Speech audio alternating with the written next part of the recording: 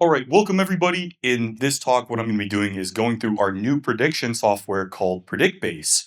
And this is used for subwoofer prediction in various spaces. And one of the benefits of this software that we've developed over the past couple of years is it's different than any other prediction software out there, at least that I'm aware of. And what this allows you to do is place your subwoofers in a virtual space of any geometry and get an idea of what the response would be. And this is really helpful for creating subwoofer arrays. It's really helpful for deciding where to place your speakers. And of course, if you have a venue, and here we're really focusing on installs, specking out what speakers you should use in a given room of a given size and how you should place the speakers of various models in that space. So some of the things you can do very briefly before I go into a live demo is you can place speakers very easily in a virtual space. So here you can see me going around and just creating stacks very easily. And I'll explain what you're seeing here in the bottom in a little bit. You can, of course, create rooms very easily. We have a room wizard, which is great for sort of rectangular rooms. But of course, you can also adjust the geometry and create your own rooms by just placing surfaces around and looking at the resulting frequency response. Unfortunately, this video, I stood in the virtual space in the wrong place because you can't really see it too much because of the way where it is relative to the wall. But when I create this space, when I do this live, you'll get a chance to see exactly how this works. So again, some of the benefits here, you're not just restricted to rectangular rooms. In fact, I was talking to a guy who did some pretty high profile talks for a very high end brand of speakers. He didn't think it was even possible to do subwoofer simulation in non-rectangular rooms because he was thinking you had to solve the wave equations. We don't have to do that. The mathematics that we're doing allow us to get a very good approximation in any size room. And that's the benefit of this because not everyone's just working in a nice cube. So that's what we're going to be doing. And this allows us to find problem areas. It allows us to say, okay, based on the reflective paths of low frequencies and the paths that are going to go from the sources and how they're going to both interact from the direct sound and also from reflective paths across various surfaces, where should you place your speakers? What are the problem areas? Where are the frequencies you're going to need to kind of think about? One area this can come up is suppose you're trying to place a drum kit and you don't want to get feedback from a drum mic because of where your speakers are, where you can actually place that mic there where a null is, based on your positioning of the speakers. So you can think about, again, with this software, how you can place your speakers and with everything else in there. So again, and then you can very easily adjust the placement volume and the preset of each speaker. We have all of our data within the software so you can kind of see what it's going to look like. So without further ado, I'm actually going to launch Predictbase, give you a live demonstration. When you first launch Predictbase, what you're going to see here is this setting, which asks if you want to start with the room wizard. And what this will allow you to do is, of course, create a rectangular room. I'm going to click no, but I'll show you this option later. So I'm going to go ahead and click no. And what you're presented with here is basically, if you've ever played like a first-person video game like Call of Duty, it's just like that. You can look around with the mouse and you can walk around with the arrow keys. And what you're getting is the resulting frequency response. On the x-axis are various musical notes. It's a little tough to see from where some of you are, but what you're seeing here is the frequency of each note, and I'm also showing MIDI notes, but you can adjust all of this in settings. So say you don't want to look at MIDI notes, you want to look at, say, frequencies from, right now we're doing 20 to 110 hertz, but you can choose your start, stop, how many divisions you have. And then of course on the y-axis here, this is your dBSPL at that frequency. So let me go ahead, I'm going to hit escape and I'm going to go to the menu and I'm just going to go to the graph settings here. And here you can see some of the settings we have. So again, we don't have to use musical notes if we don't want to. I like doing that because it gives me an idea of what those notes are and what the frequencies of each are. So maybe I'll take this down from say 23 to 90 hertz. This normalized dBSPL, what this is going to do is normalize the top of the plot to always be where the maximum is. And this is really helpful because what you find, of course, is you get that drop off over distance. And this makes it easier to find those problem areas, especially when you're at a farther distance. It kind of takes that part of the equation of the loss over distance out of when you're kind of considering this. So I'm going to keep this off for now, but that is very useful. Of course, when you're not normalizing, you've got to choose what the maximum is. 150 is quite a bit. So maybe what I'll do is say 130 and I'll hit confirm. Now, by default, you're here in a space with a single SSP 118 and a wall behind it. And the sound, what you're seeing in the resulting frequency response is both the direct sound, the sound that's bouncing off the floor, and then of course the sound that's bouncing off the back wall.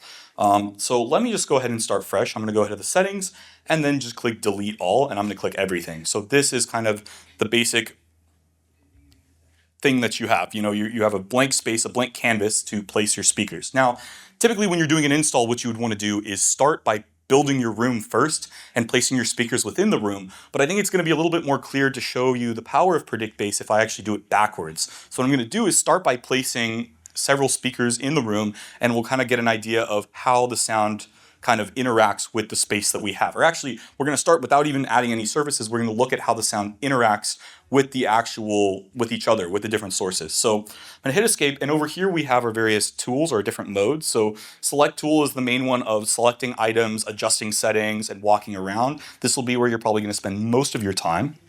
Over here is the move tool. It's very useful for moving items like walls and sources around the room very easily for a very rough placement. Again, if you want to get more granular, you can. I'll show you how to do that in a minute, but this is for kind of very easily kind of plopping stuff down and moving it around.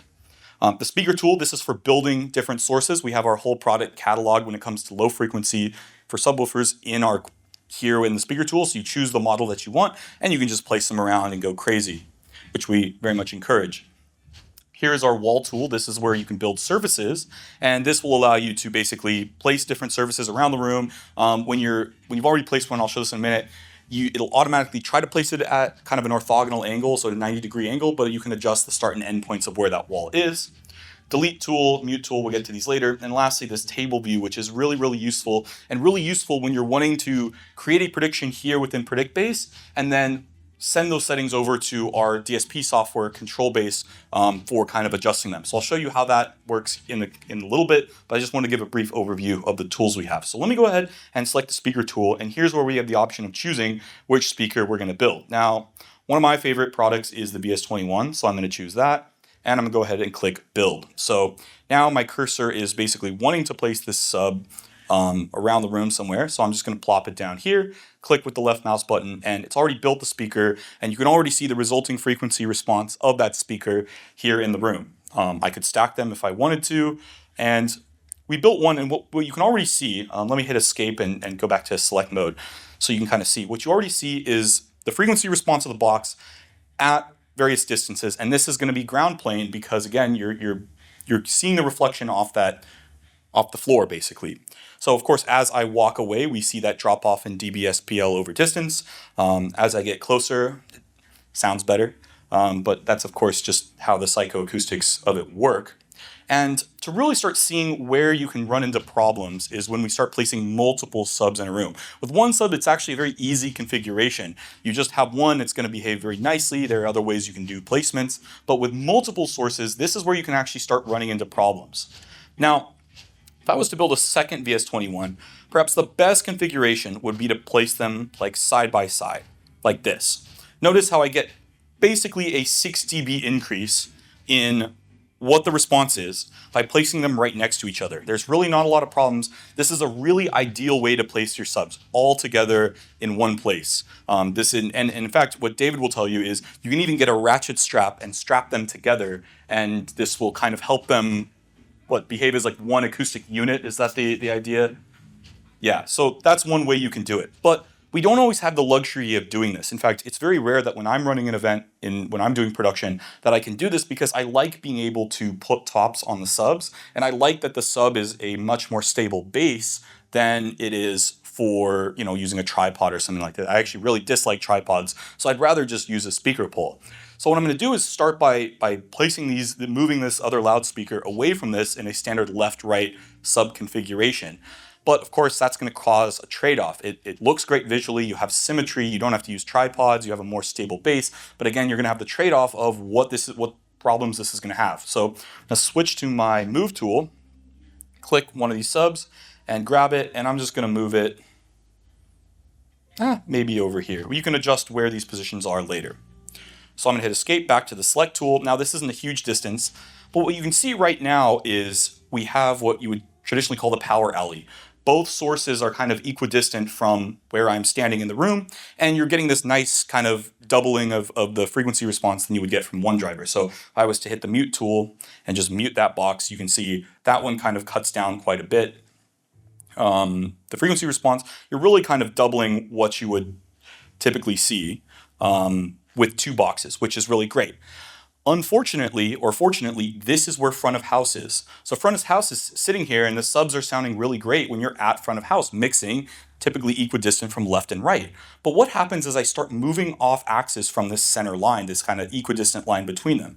Well, as I start moving across, you start seeing this null. And this null is created because there's a difference in arrival times from both subs. So when you're not on axis, that difference in arrival times is actually causing the frequency response to cause problems, and that the problems that are caused depend on frequency, because the frequency and the arrival times are very closely related. Now I'm going down a rabbit hole, but you get the idea, like, right? Like as one of these is hitting me, is closer to me, so it's giving me sound quicker than the other, and frequency and time, of course, are related. So this is what's kind of creating this problem. And this problem is going to be related to the distance between the subs and, of course, how far off axis you're standing. So what you can see here is as you start moving, and then, of course, as you start coming over here, you start seeing this really big bump, because this one is way closer than this one. But again, you're still getting some cancellation. So this is one of the reasons, again, we try to recommend, if you want maximum bass performance, that you put all your subs together so they can kind of function as a unit.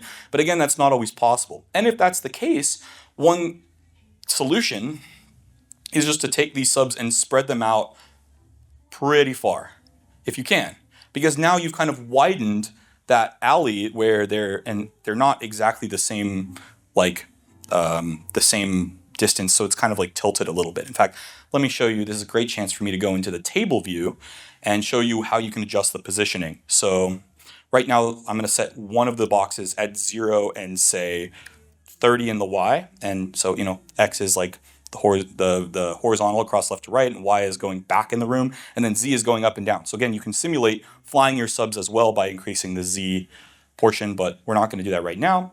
And then let's say this is right now in feet. I'm at 40 and 30. So let's go ahead and exit the table view. And again, what you see here is this power alley. And then again, as you kind of go off axis one way or the other, you still kind of see this problem with kind of the nulls, because again, you're getting the sound that's coming from different lines. So PredictBase, the point of this is to show you what those trade-offs are to help you choose a better configuration. Again, all these configurations are probably going to have their own trade-offs, and the trade-offs may not be sonic. Sometimes it's aesthetic. Sometimes it's you're building a venue and you have a certain amount of floor space, and you need to be careful about, you can't just put the subs where it may, sound the best, because that's going to be right where you want to put a table or right where the VIP section needs to be. So these are the kind of trade-offs that you need to think about. But our goal with this software is making it really easy for you to iterate and you to get an idea of how bass is going to respond in a various room. So that's what you see here. What I see a lot of guys doing is they'll take 2 subs and they'll put them like really close together, like this, but then they'll put like maybe a DJ booth or a table in between. And that's actually not too problematic, because they're kind of functioning here, as you can see, as almost one unit. So this can be one trade-off versus, needing them to be, again, these are the kind of things you need to think about when you're placing your speakers, and PredictBase is going to help you understand how that's going to work. So now let me go ahead and introduce a surface. So I'm going to introduce building a wall right behind these speakers. So what you see is we get an immediate bump in sound pressure level, and it's actually quite significant bump, because what's going on here is you're getting reflections off the back wall to me, and you're also getting reflections that are coming off the back wall and then bouncing off the floor and coming to me. So that's why you're going to see pretty significant uptick, because you're basically you're getting kind of a two surfaces that are kind of meeting at this right angle, and that's where you're doing this. So, but again, this kind of creates this little wobbly pattern that you're going to see that becomes significant more and more as you get farther away. And again, this is because the relative distance between the direct sound and the reflective paths become more similar as you get further and further away. When you're up close, you're typically going to be, the direct sound's going to kind of overpower the reflections to a certain degree, because the ratio of the sound pressure of the direct sound and the reflections are going to be, there's going to be more of a discrepancy there just based on your distance to each source. So this is what you can see. Again, I'm talking a lot, but really the best way to learn this is just to download the software for yourself and start getting a feel for it, and start getting a feel for how these things are going to work in a real space.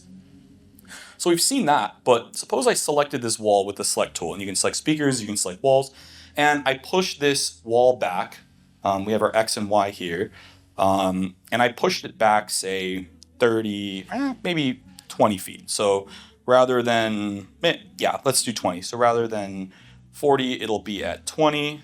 Actually, let me go back 20. Actually, this needs to go back. So maybe 60, and this one, maybe 60 as well.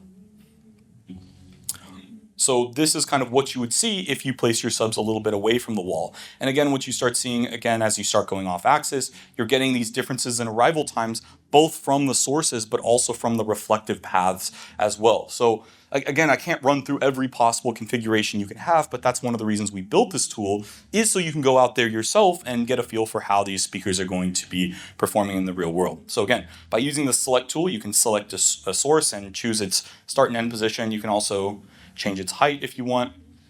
And then you can go up to one of these boxes and you can select it, and you get quite a few options here. So you get your placement, so you get your X, Y, and Z placement. You get your delay, and you also get volume. So if you wanted to, say, turn one of the boxes down, this is again very helpful for creating different arrays. You can do that there, and here you can mute the box. And you have all the presets here in the box. The ones that you don't have currently are the cardioid presets, and that's just because we want to make sure that those are measured to the point that you would want to, that they would be useful here in software. So we'll get those added very, very soon. But currently what you have are all the presets here as well. So you see preset 7, good neighbor mode. That's what you see here. And it's nice because you can see here, even using different presets, the boxes are phase aligned so that it's really not creating that much of a problem. You can use different boxes and different presets. Now, I wouldn't recommend doing that with subs, but you can do that with subs to tops. And that's one of the things we emphasize, is we've done all the work of aligning the boxes and doing all of that so that you don't have to. So that's what you see here. Different presets, you can adjust your volume and you can adjust your delay.